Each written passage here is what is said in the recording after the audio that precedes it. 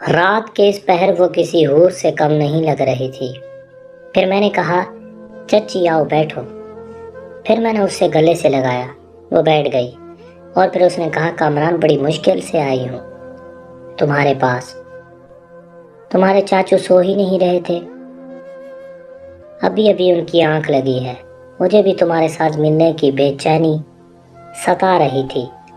پھر اس نے کہا کامران جو بھی کرنا ہے جلدی کرو، پتہ نہیں تمہارے چاچو کی کب آنکھ کھل جائے، ان کو تو نیند ہی نہیں آتی۔ پر میں نے کہا چاچی ذرا رکو تو، ابھی تو آئی ہو اور ابھی جانے کی بات کر رہی ہو۔ پھر میں نے اس کے غباروں کے ساتھ کھیلنا شروع کیا اور اس کو کہا کہ سب کچھ ہٹا دو، اور اس نے ایسا ہی کیا۔ پھر میں نے سب کچھ ہٹا دیا۔ پھر میں نے اس کو کہا کہ لولی پاپ کرو۔ اس نے کہا نہیں کامران یہ نہیں، میں نے زندگی میں نہیں کیا، مجھے شرم آتی ہے۔ میں نے کہا کیا چاچو کے ساتھ بھی نہیں کیا؟ اس نے کہا نہیں، وہ تو ہے ہی سادے سے انسان، ان کو تو بس ایک ہی سٹائل آتا ہے۔ پھر میں نے کہا چلو کوئی بات نہیں۔ پھر ہم تقریباً 15 منٹ تک ایک دوسرے کے ساتھ کھیلتے رہے اور پھر میں نیچے لیٹ گیا، پھر وہ میرے اوپر سوار ہو گئی اور تقریباً آدھے گھنٹے تک ہمارا کھیل چلتا رہا۔ پہلے وہ آؤٹ ہوئی، اس کے فوراً بعد ہی میں آؤٹ ہو گیا۔ پھر ہم ایک دوسرے سے الگ ہونے لگے۔ پھر وہ مجھے کہنے لگی کامران آج جو سکون مجھے تم نے دیا ہے میں اسے زندگی بھر نہیں بھولوں گی۔ پھر وہ بغیر بتائے ہی کمرے سے واپس چلی گئی۔ میں نے کہا کیا ہوا؟ اچھا رکو تو۔ اس نے کہا نہیں آج کے لیے بس بہت ہے، تمہارے چاچو کبھی بھی اٹھ سکتے ہیں اور میں نہیں چاہتی کہ ہمارا رشتہ شروع ہونے سے پہلے ہی ختم ہو جائے۔ پھر وہ چلی گئی اور میں پھر سکون کی نیند سو گیا۔ صبح میری آنکھ 10 بجے کھلی، مجھے عائشہ اٹھانے آئی، کہا کامران آپ ابھی تک سو رہے ہیں؟ میں نے کہا ہاں عائشہ، تمہیں تو پتہ ہے نا گھر میں سب 12 بجے ہی اٹھتے ہیں، تو میری بھی رات کو لیٹ آنکھ لگی تھی، اس لیے میں بھی آج 12 بجے اٹھوں گا، تم ابھی جاؤ۔ اس نے کہا نہیں کامران مجھے تمہارے ساتھ باتیں کرنی ہیں۔ میں نے کہا عائشہ میری طبیعت ٹھیک نہیں ہے، تم ابھی جاؤ میں 12 بجے اٹھوں گا۔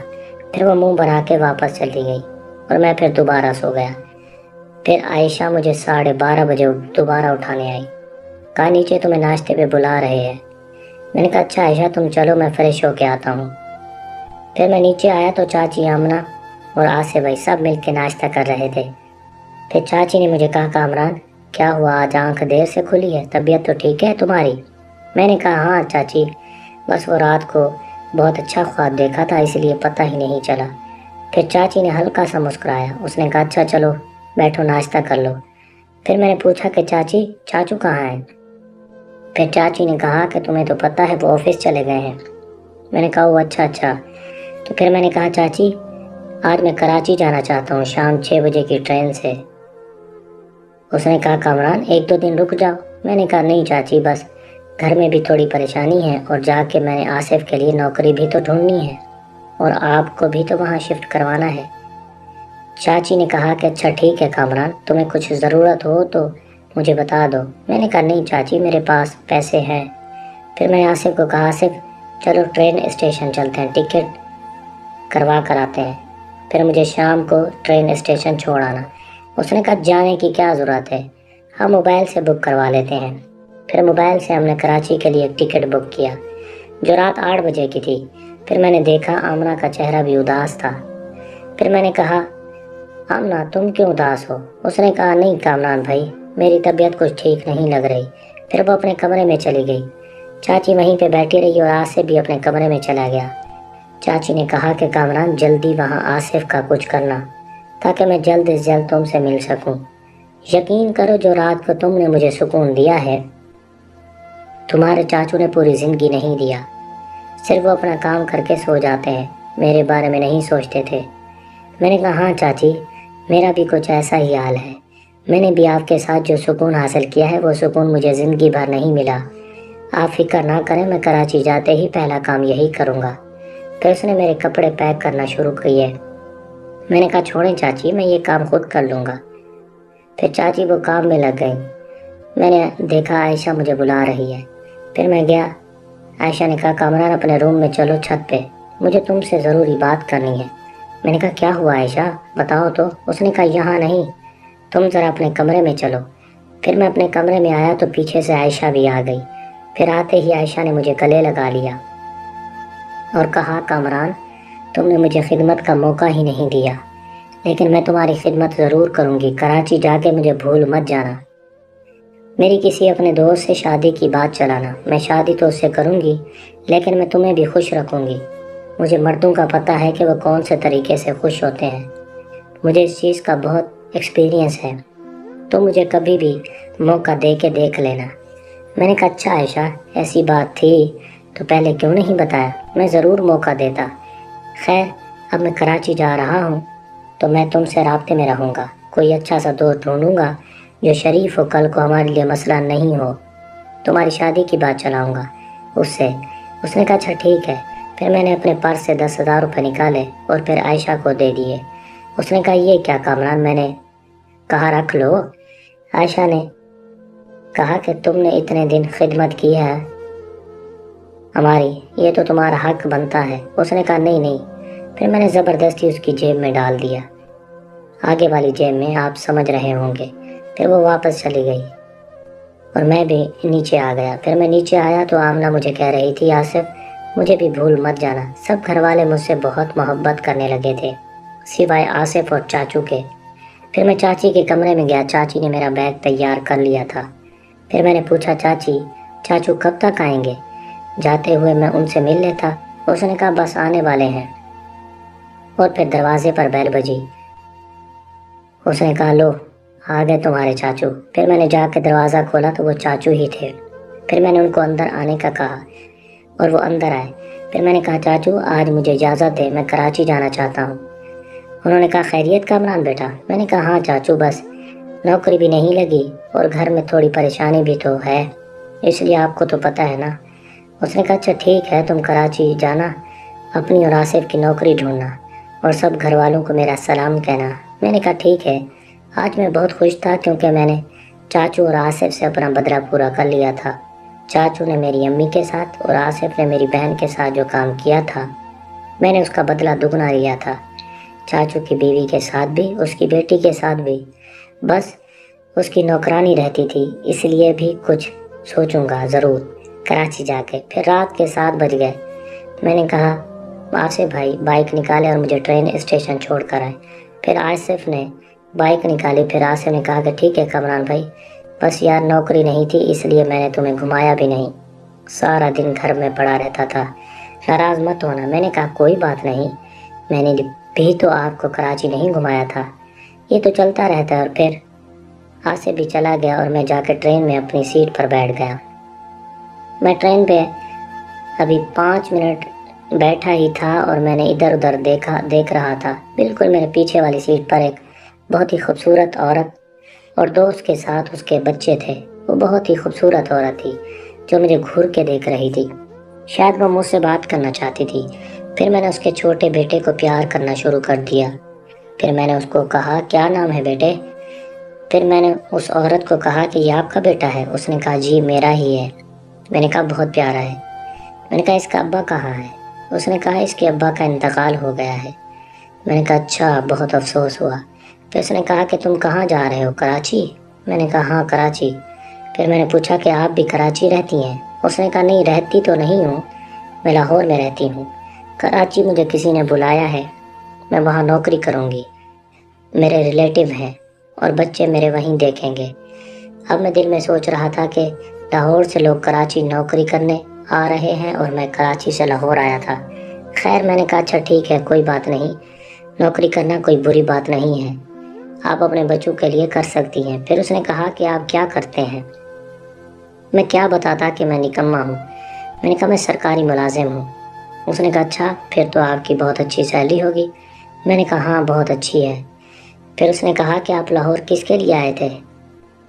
میں نے کہا وہ میرے چاچو اور میری کزنیں ہیں، یہیں رہتی ہیں، بس کچھ دنوں کے لیے آیا تھا، اب میں کراچی جا رہا ہوں۔ اس نے کہا اچھا تو آپ پرماننٹ کراچی رہتے ہیں؟ میں نے کہا ہاں۔ اس نے کہا اچھا کراچی میں فرسٹ ٹائم جا رہی ہوں، کیسا ہے کراچی دکھنے میں، وہاں کے لوگ کیسے ہیں؟ میں نے کہا دکھنے میں کراچی روشنیوں کا شہر ہے، بہت اچھا ہے اور وہاں کے لوگ میرے ہی جیسے ہیں۔ اس نے اندازہ کر لو اسے، اس نے کہا مطلب خوبصورت ہے؟ میں نے کہا اچھا میں خوبصورت ہوں کیا؟ اس نے پھر مسکرا کے اپنی آنکھیں نیچے کر لیں۔ اب میں سمجھ گیا تھا کہ وہ مجھے گرین سگنل دے رہی ہے۔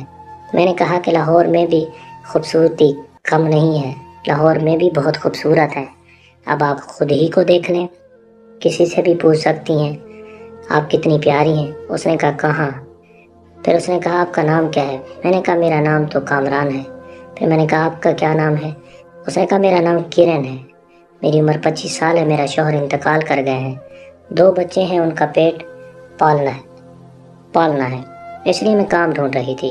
یہاں تو مجھے کوئی کام نہیں ملا، میرے ریلیٹو کراچی میں ہیں، انہوں نے کہا ہے کہ کراچی آ جاؤ، ہم کوئی اچھی سی جاب لگوا دیں گے۔ اب میں ڈر رہی ہوں کہ کراچی جا کے فرسٹ ٹائم جا رہی ہوں، پتہ نہیں کیا ہوتا ہے۔ پھر میں نے کہا کرن جی آپ پریشان نہ ہو، اللہ خیر کرے گا، کراچی اتنا بھی برا شہر نہیں ہے، آپ کو گھبرانے کی ضرورت نہیں ہے، وہاں بھی بہت اچھے لوگ رہتے ہیں، درد دل رکھنے والے ہیں۔ آپ نے اچھا کیا جو کراچی جا رہی ہے، وہاں پہ کام ایزیلی مل جاتا ہے، وہاں پہ کام کی اپرچونیٹیز بہت زیادہ ہیں بنسبت لاہور کے۔ پھر اس نے کہا کامران اگر آپ برا نہ مانیں تو میں آپ سے ایک بات بولوں؟ میں نے کہا جی بولیں۔ اس نے کہا آپ مجھے اپنا نمبر دے دیں، اگر آگے جا کے مجھے کراچی میں کچھ پریشانی ہوئی تو میں آپ سے شیئر کروں گی، آپ وہاں کے رہنے والے ہیں، وہ آپ کا شہر ہے۔ میں نے کہا ہاں بالکل۔ پھر میں نے اسے اپنا نمبر دیا اور اس نے مجھے اپنا نمبر دیا۔ میں نوٹ کر رہا تھا کہ ہمارے برابر والی سیٹ پہ ایک ادھیڑ عمر شخص ہمیں گھور رہا تھا، شاید اس کو پتہ تھا کہ ہم آپس میں کچھ نہیں لگتے، شاید وہ بھی اس عورت سے فائدہ اٹھانا چاہتا تھا، لیکن میری پرسنالٹی ایسی تھی کہ کوئی بھی عورت مجھ سے اٹریکٹ ہو جاتی تھی۔ میں جوان تھا، اسمارٹ تھا اور پڑھا لکھا بھی تھا، ہر کسی کو یہی لگتا تھا کہ میں شاید امیر فیملی سے تعلق رکھتا ہوں۔ پھر راستے میں ٹرین شاید کہیں رکی، کوئی اسٹیشن تھا، مجھے علم نہیں۔ پھر میں نیچے اترا، میں نے اس کو کہا کرن جی آپ کچھ کھائیں گی؟ اس نے کہا نہیں۔ پھر میں نے کہا کچھ کھا لیں، آپ کے ساتھ بچے بھی تو ہیں۔ پھر میں نیچے آیا، ایک شاپ پہ گیا، پھر میں نے لیس پاپڑ اور کچھ جوس وغیرہ اور کچھ چاکلیٹ وغیرہ بھی میں نے بچوں کے لیے لے لی، کرن جی کے لیے ایک برگر منگوا لیا، مجھے خود کو اتنی بھوک نہیں لگی تھی۔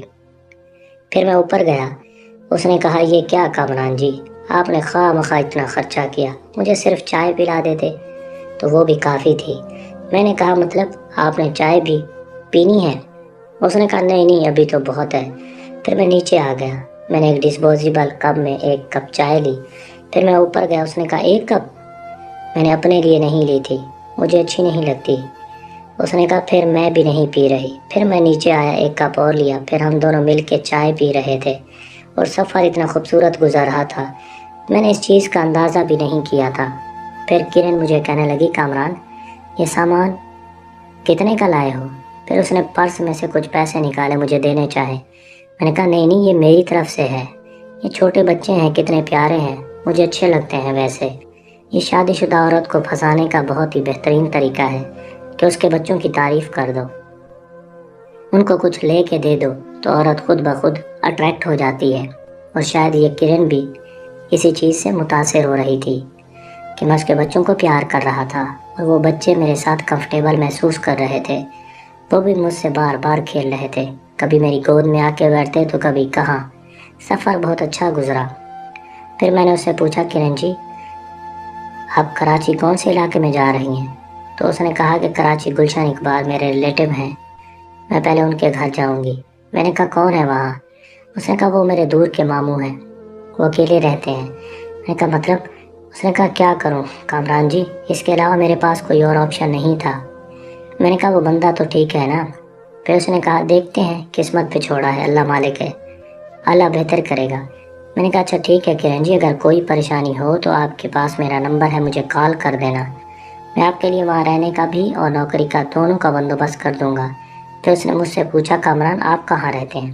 میں نے کہا تمہیں بھی نہیں پتہ چلے گا، اتنا سمجھ لو کہ تم سے میں آدھا گھنٹہ دور بائک کا سفر ہے، اتنا رہتا ہوں، مجھ سے تم جب بھی کال کرو گی میں آ جاؤں گا۔ اس نے کہا شکریہ کامران، اللہ کرے گا کہ مجھے آپ سے ہیلپ لینے کی ضرورت نہیں پڑے گی۔ شاید وہ عورت مجھے تھوڑی پڑھی لکھی بھی محسوس ہو رہی تھی کیونکہ اس کے بات کرنے کا انداز پڑھو لکھوں والا ہی تھا۔ میں نے کہا آپ لاہور میں رہتی ہیں؟ اس نے کہا نہیں لاہور میں نہیں، میں گاؤں سے آئی ہوں، لاہور میں بھی میرے ایک رشتہ دار نے مجھے بلایا تھا نوکری کے لیے، بس اس نے سمجھ لو دھوکہ دیا ہے، قسمت کی بات ہے۔ میں نے کہا کیا ہوا، دھوکہ دیا؟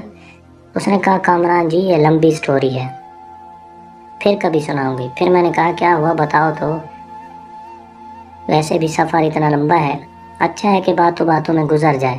پھر اس کی آنکھوں میں آنسو آ گئے۔ میں نے کہا کیا ہوا کرن جی؟ اس نے کہا بس نہ پوچھیں، یہ والی کہانی تو اچھا ہے۔ میں نے کہا کیا ہوا؟ اس نے کہا بس کیا بتاؤں، ایک بھائی ہے، وہ اپنی بیوی کے ساتھ رہتا ہے، میرے ماں باپ کا انتقال ہو گیا ہے۔ جب میرا شوہر زندہ تھا تو میں ملکہ کی طرح زندگی گزار رہی تھی، اس کا جیسے انتقال ہوا تو میں در بدر کی ٹھوکریں کھانے پر مجبور ہو گئی۔ ہمارا گھر کرائے کا گھر تھا، میں کرایہ افورڈ نہیں کر پائی تو میں بھائی کے گھر چلی گئی۔ وہاں کچھ دن تو اچھے گزرے، بھائی مجھ سے پوچھتا بھی تھا، بچوں کا دودھ پیمپر سب کچھ لا کے دیتا تھا۔ بھائی اچھے تھے، لیکن بھابھی یہ دیکھ کے ہرگز برداشت نہیں کر پاتی تھی۔ کچھ دن بھابھی بھائی کو تانے مارتی کہ ہمارے خود کے حالات ایسے ہیں، تم اپنی بیوہ بہن کو اٹھا کر لے آئے ہو، اور بھائی